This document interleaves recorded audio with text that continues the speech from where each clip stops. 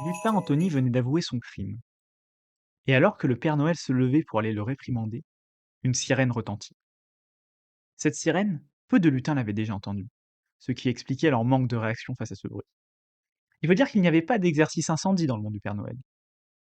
Quelle est cette sirène, Père Noël demandèrent les lutins qui étaient vraisemblablement complètement perdus. D'abord les révélations de Lutin Anthony, puis ça. Mais le Père Noël ne répondit pas.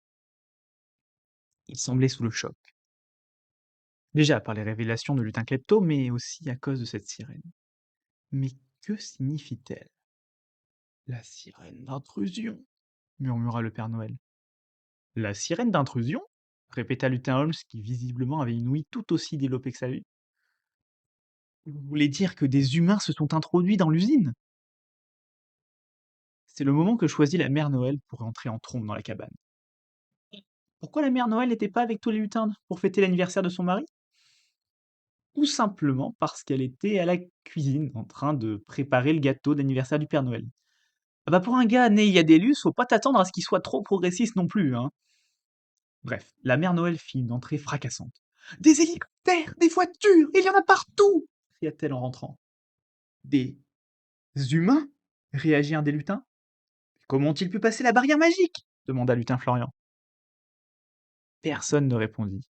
Même Lutin Holmes, qui semblait pourtant avoir la réponse à tout, ne savait que répondre.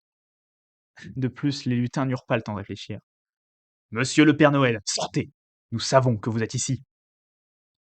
Comment savent-ils que je suis là? Demanda le Père Noël, même s'il n'attendait aucune réponse. Et bien sûr, aucun lutin ne réagit.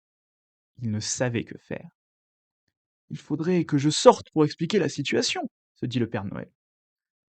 Malheureusement, la situation était plus compliquée que ce qu'il pensait. Le Père Noël réfléchit longuement, puis dit: Je sais ce que j'ai à faire. Sur ces mots, il attrapa la poignée et franchit la porte. À suivre.